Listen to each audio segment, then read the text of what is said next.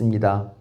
지금 우리가 양심이라는 것을 가지고 있잖아요. 그러니까 우리의 양심 안에는 수많은 증인들이 있어서 내가 행한 일에 대해서, 내가 생각한 일에 대해서 증언하고 있다. 그런 말이 되겠습니다. 선하고 의로운 행위에 대해서는 내 양심 가운데에서 칭찬해주는 그러한 증언을 하고, 또 내가 악한 행실을 했을 때에는 그 악한 행실에 대해서 비난하고, 당신은 유죄, 나는 유죄라는 이러한 선고를 하는 그런 증언을 내 안에서 양심이 하고 있다라는 그런 말씀입니다. 그러한 양심의 증언에 따라서 그 마음에서 생각나는 것들이 막 서로 고발하고, 오늘 13절 말씀에 보면요, 그 생각들이 서로 고발하고 또 서로 변명도 하면서 자기 생각이 결정하는 것에 따라 그 이후에 어떤 행동을 다시 하게 되는 그러한 양심의 역할이 우리 사람 속에서 일어나고 있다라는 것입니다.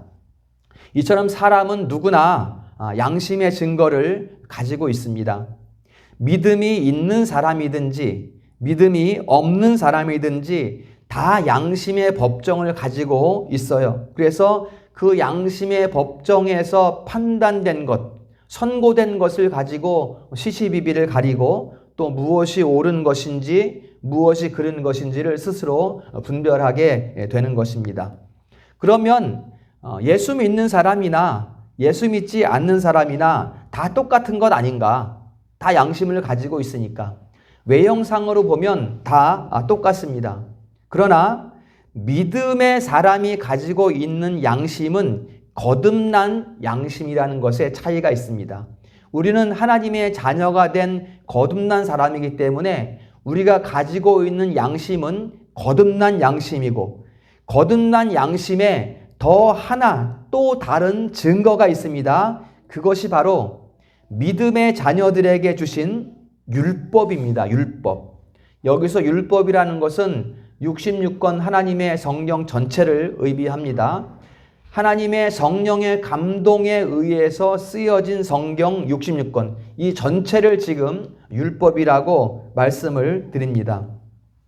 예수 믿지 않는 사람들은 모든 사람에게 주어진 양심, 이것을 우리가 일반 은총이라고 합니다. 그 일반 은총에 따라서 옳고 그름을 분별해서 결정하고 행동하지만, 믿음이 있는 예수 믿는 사람들은 거듭난 양심으로 밝히 분별할 뿐 아니라 특별하게 주신 이 성경 말씀, 이걸 특별 은총이라고 하거든요. 이 특별한 율법이 삶의 기준이 되어서 무엇을 결정하고 행동하게 된다라는 것을 말씀을 드리는 것입니다.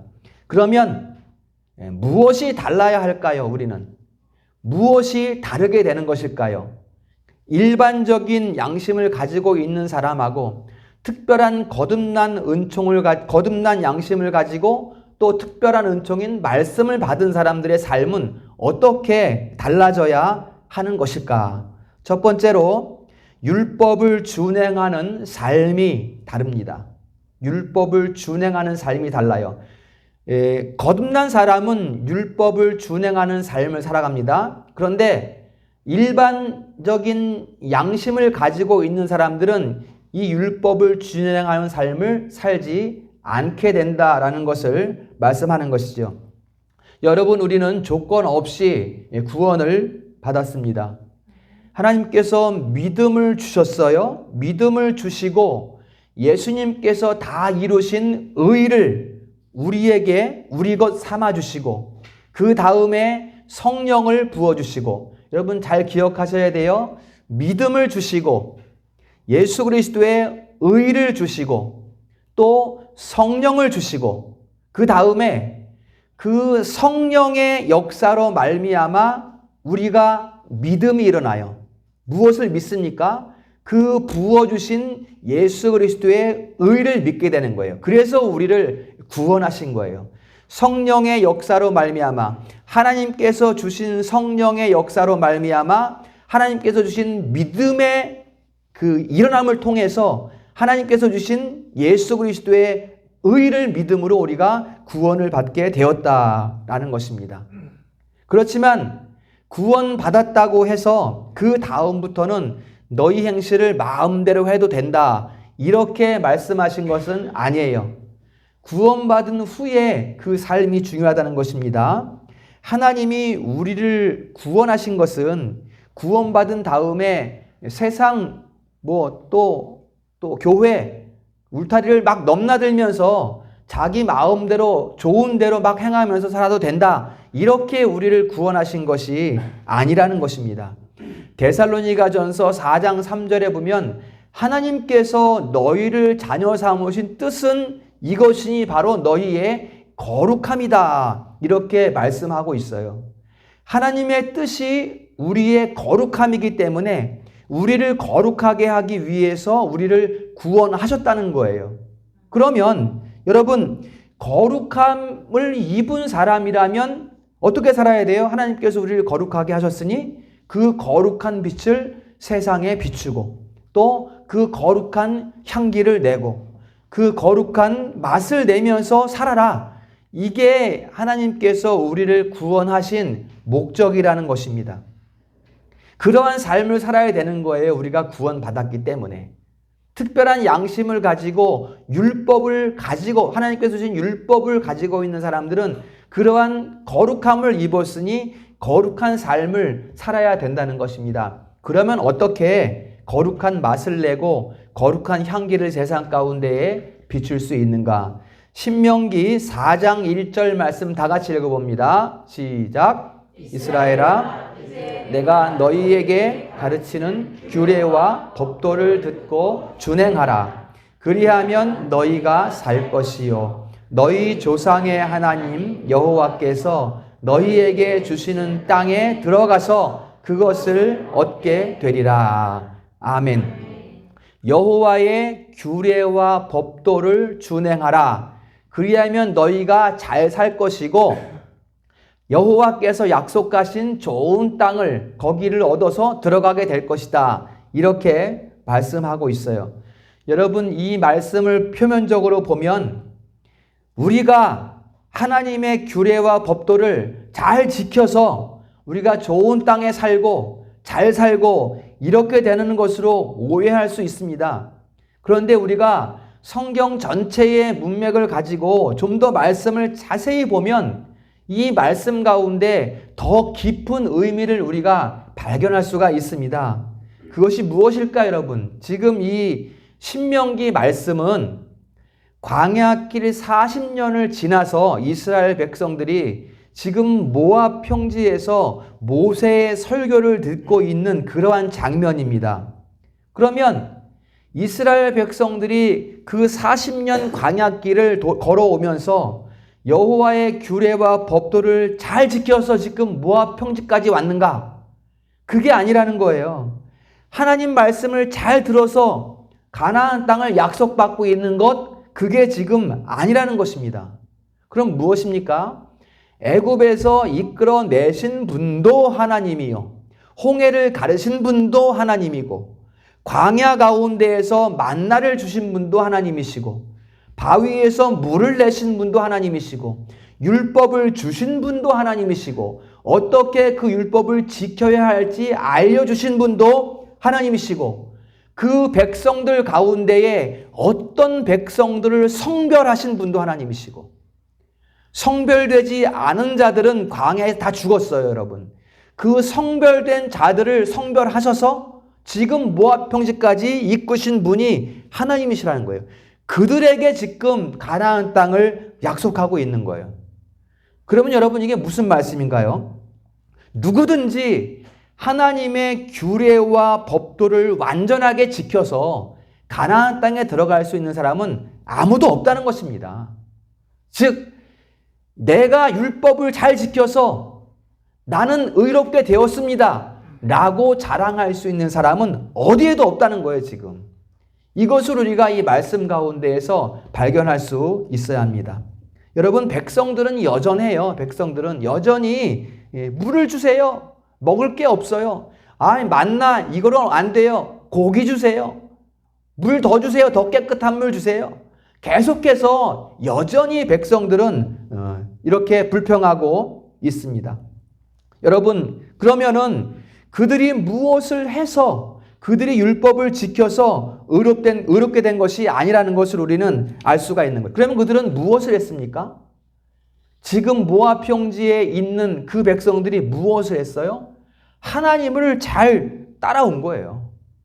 그냥 하나님께서 이끄시는 대로 불기둥, 구름기둥으로 인도하시는 대로 그냥 잘 따라갔을 뿐이에요. 그 따라옴을 통해서 지금 가나안 땅을 약속받고 있는 것입니다. 어떻게 해요? 하나님께서 말씀하시는 대로 잘 따라왔다는 거예요. 여기에 여러분 비밀이 있습니다. 그러면 여러분 지금 이 신약 시대에 우리는 누구를 따라가야 될까요? 광야 백성들이 하나님의 불기둥과 구름기둥을 쫓아서 오직 하나님을 따라간 것처럼 우리는 이 시대에 누구를 따라가야 될까요? 우리를 구원하시기 위해서 하나님의 율법에 완전히 복종하시고 모든 의를 이루신 예수 그리스도를 따라가야 되는 것입니다. 이 시대에 우리가 따라갈 분은 예수 그리스도라는 거예요. 이 예수님의 말씀이 완전한 계시로 성경에 기록되어 있으니 이제 우리는 더욱 성경 말씀을 따라서 살아가야 한다라는 것을 말씀을 드리는 것입니다. 그래야 우리가 이 땅에서 복을 누리고 하나님의 원하신 대로 거룩한 빛을 비추고 향기를 내는 그런 삶을 살아갈 수 있게 된다라는 것입니다. 오늘 13절 말씀을 보면 율법을 듣는 자가 아니라 율법을 행하는 자가 의인이다 이렇게 말씀을 하고 있어요. 말씀을 듣고 행하는 자라야 의인이라는 것입니다. 우리가 어떻게 말씀을 듣고 행할 수가 있습니까? 율법의 마침이 되신 예수님의 은혜로 예수 그리스도 안에서 우리가 하나님의 율법을 준행하고 규례를 따르는 그러한 삶을 살아갈 수 있게 된다는 것입니다. 즉 우리가 무엇을 행하는 것이 아니라 다 이루신 예수 그리스도 안에 살아가는 삶, 그게 바로 율법을 준행하는 삶이 된다는 것입니다. 믿으시기를 축복합니다. 우리가 그 예수 안에 있으면 지금 우리에게 하시는 말씀 우리가 따라가지 않을 수가 없어요. 말씀이 명령하는 것을 우리가 행하지 않을 수가 없어요. 그 행함이 완전한가? 그렇지 않습니다. 그 완전함은 예수 그리스도 안에 있고 그 예수 그리스도 안에서 우리가 함께 나아감으로써 그 순종하는 삶이 완전한 순종이 될 수 있는 것입니다. 그러한 삶 가운데에 요한복음 14장 14절에 보면 약속의 말씀이 있습니다. 다 같이 읽어봅니다. 시작. 내 이름으로 무엇이든지 내게 구하면 내가 행하리라. 아멘. 무엇이든지 그러한 말씀 가운데 살아가는 그러한 삶 가운데 구하는 것은 내가 무엇이든지 행하리라. 이렇게 말씀하고 있어요. 자, 이 말씀도 사람들이 오해를 많이 합니다. 자, 예수님께서 다 이루셨고 이제 우리는 구원받았고 신나게 살아가면 되니까 이제 무엇이든지 구해보자. 이 세상에서 누릴 것들도 구해보자. 차도 구하고 집도 구하고 또 명예도 구하자. 다 주신다고 했으니까 이 땅에서 막 쌓아둘 것을 우리가 무조건 다 구하자. 그러면 다 들어주실까요? 지금은 그걸 말씀하는 게 아니지요. 그러면 무엇을 구해야 할까 우리는 여러분? 이 땅에 쌓을 것을 구하는 것이 아니라 우리가 하늘나라에 가져갈 것을 구해야 되는 거예요. 그 하늘나라에 가져갈 것, 그것을 구할 때에 무엇이든지 행하리라. 이렇게 지금 말씀하고 있는 것입니다. 그러면 그것이 무엇인가요? 우리가 천국으로 가져갈 것이 무엇인가 여러분? 우리의 인격입니다. 우리의 행실이에요. 행실. 우리 양심이 칭찬하는 너 하나님 말씀 잘 따랐다. 너 예배 잘 드렸다. 오늘 하나님 앞에 너 괜찮았어 라고 내 양심, 진실한 거듭난 양심이 칭찬하고 있는 그 행실, 그것을 우리가 천국으로 가지고 가는 거예요. 우리가 이 땅에서 소유할 것이 아니라 나 자신을 천국으로 가져가는 거예요. 여러분 이것을 꼭 기억을 하셔야 됩니다. 그래서 우리가 가장 먼저 구해야 될 것은 무엇일까? 그러면 여러분 우리가 지금 가장 먼저 하나님께 구해야 될 것은 무엇일까요? 바로 말씀대로 사는 힘을 구해야 됩니다. 예수 그리스도 안으로 들어가는 힘을 구해야 돼요, 우리가. 그 안에 들어가야 우리가 규례와 법도를 온전히 순종하는 삶을 살 수 있기 때문에 말씀대로 사는 힘을 구해야 합니다. 이렇게 구하는 것이 하나님께서 기뻐하시는 뜻대로 우리가 구하는 그러한 삶이 되는 거예요. 그러면 말씀이 내 안에 기쁨이 되고 내 인생의 말씀이 즐거움이 되는 것입니다. 그러한 삶 우리 성도들이 살아갈 수 있기를 축복합니다. 사도 바울의 고백처럼 나의 나 된 것은 오직 은혜로 말미암은 것입니다. 내가 지킬 수 없는 것을 우리 주님께서 지키시고 다 이루셔서 나를 구원해 주셨으니 이제는 누구든지 예수 그리스도 안에 거하면 주님이 내 안에 거하시고 주님의 말씀이 우리 안에 거하시면 무엇이든지 우리가 구하는 대로 이루어 주신다라는 그러한 말씀이 우리에게 주어지고 있는 것입니다. 시편 119편 56절에 보면 읽어봅니다. 시작. 내 소유는 이것이니 곧 주의 법도를 지킨 것이니이다. 시편 기자가 지금 무엇을 고백하고 있어요? 소유는 뭐예요, 여러분? 소유는 내가 가지고 있는 것이 소유잖아요. 내 자동차가 내 소유고 내 집이 내 소유고 내 통장에 들어있는 잔고가 내 소유잖아요. 지금 시편 기자는 뭐가 내 소유라고 말하고 있어요? 하나님의 규례와 법도를 지킨 것이 내 소유다. 이렇게 지금 말씀하고 고백하고 있단 말이에요. 언제 우리가 하나님의 법도와 규례를 그렇게 잘 지켰습니까? 바로 예수 그리스도 안에서 완전하게 지킨 것입니다. 우리 성도들의 가장 큰 달콤함은 바로 여기에 있어요. 내가 할 수 없는 것을 주님이 친히 이루신 것. 이것이 우리의 달콤함이에요. 단 것을 먹어서 달콤한 것이 아니라 우리 영혼이 달콤함을 느낄 수 있는 것은, 누릴 수 있는 것은 바로 내가 할 수 없는 것을 우리 주님이 다 이루어 주셨다. 이것이 우리의 달콤함이에요. 그것이 무엇입니까? 바로 나의 의로움. 나는 전혀 의로울 수 없는데 예수께서 이루심으로 말미암아 그 의가 내 의가 되었어요. 이것이 우리의 달콤함이고 그 의가 바로 천국에 쌓여지는 상급이 되는 거예요. 상급이 되는 거예요. 그 의가 예수의 의가 내 것이 되어서 그 의가 나의 천국의 상급이 되는 거예요. 이것이 우리의 달콤함입니다. 그러므로 우리는 율법을 준행하는 삶에 더욱 힘써야 됩니다. 어디에서? 내 힘으로? 아니지요. 예수 그리스도 안에서. 우리가 하나님의 규례와 법도를 진실하게 지키는 삶을 살아간다면 예수 그리스도 안에서 우리의 삶이 독수리의 날개짓처럼 힘차게 날아가는 역사가 있을 줄로 믿습니다. 신명기 27장 26절 말씀 다 같이 읽어봅니다. 시작. 이 율법의 말씀을 실행하지 아니하는 자는 저주를 받을 것이라 할 것이요 모든 백성은 아멘 할지니라. 아멘. 이 말씀은 구약의 말씀이니까 이제는 다 끝난 말씀이고 다 폐기된 말씀이고 이런 게 아니고 이 율법의 말씀을 실행함이 예수 안에서 다 이루어졌다는 것입니다. 그러니까 이제 다 이루어진 말씀에 우리는 뭐 하라고요? 아멘 하라는 거예요. 아멘. 다 이루신 말씀에 아멘 하면 그 말씀에 맺혀진 언약의 복이 우리에게 온전히 이루어지게 되는 것입니다. 이 언약의 복이 우리 성도님의 것이 되시기를 주님의 이름으로 축복합니다. 두 번째로 진리를 추구하는 삶이 다릅니다.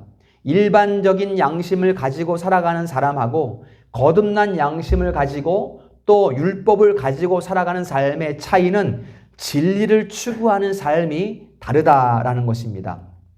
하나님은 믿음이 없는 사람들에게도 질서의식을 주셨어요. 그리고 양심의 법정을 주셔서 그 사람들도 윤리적인 삶을 살아갑니다. 법규를 지키면서. 그래서 사람들을 유심히 살피지 않으면 어떤 사람이 예수 믿는 사람인지 어떤 사람이 예수 믿지 않는 사람인지 잘 구분이 안 될 때가 있어요. 자기가 말하지 않는 이상 나는 교회 다니고 나는 어느 교회 다니고 나는 집사고 나는 장로고 이렇게 말하지 않는 이상은 저 사람이 교회 다니는 사람인지 아닌지 구분이 잘 안 될 때가 있다는 것입니다.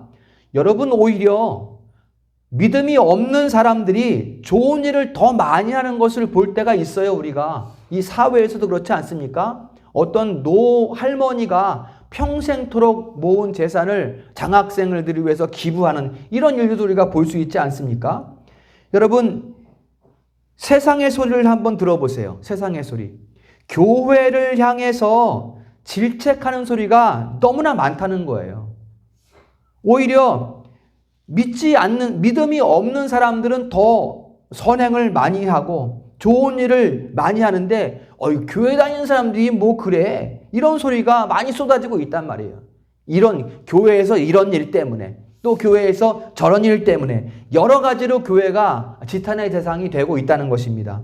여러분, 여러 가지 이것저것 이유가 있지만 그 이유들을 한 가지로 다 모으면 뭡니까? 뭘 지금 너희들이 잘못한다고 세상이 말하고 있는 거예요? 너희들은 하나님 믿는다고 하면서 왜 말씀대로 살지 않냐 이거예요. 너희들은 성경이라는 것이 있으면서 왜 성경에 가르친 대로 살지 않느냐. 이것을 지금 교회를 지탄하고 있는 그런 모습이라는 것입니다.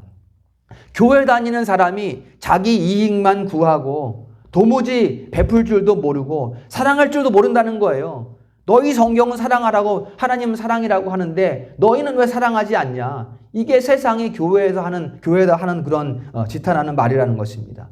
교회에 다니는 사람이 왜 성경 말씀대로 가르친 대로 살지 않느냐. 여러분, 우리 성도님들은 어떻습니까? 여러분, 빌라도가 예수님께 묻습니다. 진리가 무엇이냐? 빌라도는 굉장히 똑똑한 사람이에요. 이 사람은 가문이 좋아서 총독이 된 사람이 아니라 자기가 굉장히 노력을 해서 아주 똑똑한 사람이어서 총독이 되었고 장래가 굉장히 촉망받는 그런 사람이었어요. 이 사람은 스스로 생각하고 있었어요. 세상을 사는데 진리라는 것은 이 땅 가운데 내가 누릴 수 있는 것, 내가 소유할 수 있는 것을 많이 차지하는 게 진리야. 이렇게 빌라도는 생각하고 있었는데 예수라는 한 사람이 나타나서 내가 진리다 이렇게 말하니까 묻는 거예요. 네가 말하는 진리가 무엇이냐? 묻는 거예요, 여러분. 여러분, 예수님과 빌라도의 나이가 비슷할 것으로 우리는 생각을 하고 있습니다. 같은 시대에 같은 땅을 밟고 있는 사람들이 지금 빌라도와 예수님을 비유한다면 같은 시대에 같은 땅을 밟고 있는 사람들이 완전히 다른 사고를 가지고 있는 거예요. 무엇이 진리인지를 다르게 생각하고 있다는 것입니다. 빌라도의 진리는 뭐예요? 이 땅에서 명성을 얻고 이 땅에서 인기를 누리는 것, 인기를 얻기 위한 삶을 사는 것이고 예수님은 뭐예요? 오직 말씀을 쫓아서 좌우로 치우치지 않고 참 진리를 추구하는 삶을 살아가는 것. 완전히 다르잖아요. 한 시대에 살아가는 사람들이. 한 교회에 살아가면서도 각각 다른 생각을 할 수가 있단 말입니다. 무엇이 진리라고 생각해요? 많은 것을 소유하는 거야. 내가 세상에서 명예를 얻는 것이 진리라고 생각하는 사람과 오직 말씀을 쫓아가면서 좌우로 치우침이 없이 참 진리를 추구하는 것이 진짜 진리를 추구하는 삶이다라고 생각하는 사람과 이렇게 각각 다른 차원의 진리를 추구하며 살아가고 있다라는 것입니다. 여러분, 이 시대에 교회 다니는 성도가 빌라도보다 나은 것이 무엇일까요, 여러분? 예수 믿지 않는 사람보다 예수 믿는 사람이 더 윤리적일까요? 더 도덕적일까요? 더 많이 인내하고 더 오래 참고 더 많이 구제하고 있을까요, 여러분? 어떤 사람은 교회도 모르고 하나님도 모르지만 아까 말씀드린 그 노 할머니처럼 누구보다 헌신적이고 섬김의 삶을 살아가면서 구제하는 사람들도 많이 있다는 것입니다. 오히려 교회 안에 있는 사람들이 더 어려움을 참아내지 못하고 힘든 것을 참아내지 못하고 더 편한 것만 구하고 그런 면에서는 어떻게 보면 더 이기적이고 더 자기중심적인 것을 우리가 교회 안에서 볼 수 있게 된다는 것입니다. 이것이 여러분 교회가 지탄받는 이유입니다. 이것이. 교회는 세상으로부터 그러한 지탄을 받을 때 회개해야 됩니다.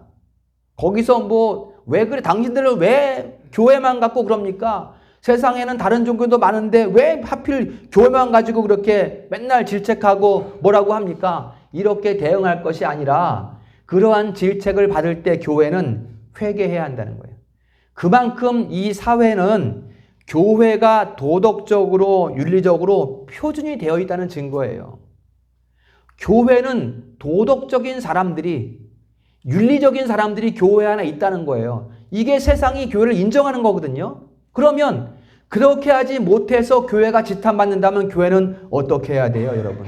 종용히 머리를 숙이고 교회 자신을 돌아보는 그런 시간을 가져야 하는 것이죠. 거기에 대응해서 막 치고받고 싸울 것이 아니라, 막 무너뜨리고 철조망치고 그럴 게 아니라 조용히 회개하고 머리 숙이고 그러한 삶을, 그러한 자세를 교회가 가져야 한다라는 것입니다. 이러한 일에 대해서 여러분, 사람의 마음속에 은밀히 행해지는 일들이 많이 있습니다. 자기 혼자서 결정했으니까 다른 사람들은 아무도 몰라 이렇게 생각할지 모르지만 우리 안에서 은밀하게 행해지는 모든 일들은 오늘 16절 말씀에 보면 하나님이 심판하신다. 은밀한 중에 행해진 모든 것들 하나님께서 심판하신다. 이렇게 우리에게 경고하고 있습니다. 즉 하나님의 말씀을 준행하지 않는 자들은 예수 그리스도로 말미암아, 예수 그리스도가 구원의 의잖아요. 그 예수 그리스도 안에 바르게 있지 않고 하나님의 말씀을 준행하지 않는 사람들에게는 준엄한 심판이 임할 것을 우리에게 말씀해주고 있습니다. 여러분, 우리가 이것저것 봉사하고 또 섬기고 선교하는 이런 일들이 귀하지만 그것보다 먼저 살필 것이 있어요. 우리가 무엇을 무조건 할 것이 아니라 무엇을 우리가 섬기고 봉사하기 전에 살필 것이 내 마음의 지경이 하나님의 말씀을 향해 가고 있는가, 이걸 먼저 살펴야 돼요. 우리가 그 다음에 우리가 무엇을 할 수 있는 것이지. 내 영적인 지경은 좁아지고 점점점 나는 세상을 닮아가고 있고 더 악한 마음들이 많이 들고 있는데 그런 마음으로 선교를 한들 무슨 소용이 있겠어요? 그런 마음으로 구제하는 것이, 봉사하는 것이 무슨 의미가 있겠습니까? 어떻게 그렇게 좁아진 마음으로, 영적 지경이 좁아진 상태로 하나님의 일을, 우리가 주의 일을 감당할 수가 있겠습니까? 여러분, 오늘부터 준비하시기를 축복합니다. 준비하셔야 돼요. 준비라는 것은 무엇입니까? 하나님의 말씀을 향해서 우리의 마음을 활짝 여는 게 준비예요. 내가 구별해서 선별해서 받을 것만 받고 어려운 것은 안 받고, 이게 아니라 하나님께서 주신 말씀을 향해 가슴을 활짝 열면 누가 이미 이루었어요? 예수 그리스도께서 이미 다 이루셨단 말이에요. 그 예수 그리스도 안에서 우리가 말씀을 받아들이면 그게 우리가 준비하는 삶이 되는 것입니다. 여러분, 하나님은 다윗과 같이 은밀하게 준비된 사람을 사용하십니다. 믿으시기를 축복합니다. 다윗의 형들은 사람이 많이 모이는 곳에서 궁정 어귀에서 다니면서 자기를 드러내면서 명성을 쌓으려고 했어요. 그렇게 했어요, 다윗의 형들은. 그렇지만 다윗은 목동이었어요. 푸른 초장 가운데 살았어요. 그 초장에서 밤하늘을 바라보면서 여호와 하나님을 묵상했고요. 또 푸른 초장에서 양무리를 돌보면서 하나님과 교제하고 교통하면서 하나님의 진리의 말씀을 탐구하는 그런 삶을 다윗이 살았다는 것입니다. 사람이 많은 곳에서는 그것을 할 수가 없어요. 혼자 있으면 고독하고 외롭게 느껴질 수 있지만 다윗은 그곳에서 하나님과 깊은 교제가 이루어질 수 있었다는 것입니다. 하나님은 누구를 사용하셨습니까? 형들이 아니라 다윗을 사용했어요. 다윗의 맏형 엘리압은 사무엘이 볼 때도 야, 이 사람이야말로 왕감이다라고 생각할 정도로 장대한 사람이었어요. 진짜 용모가 준수한 사람이었어요. 그런데 하나님은 엘리압을 사용했습니까? 다윗을 사용했습니까?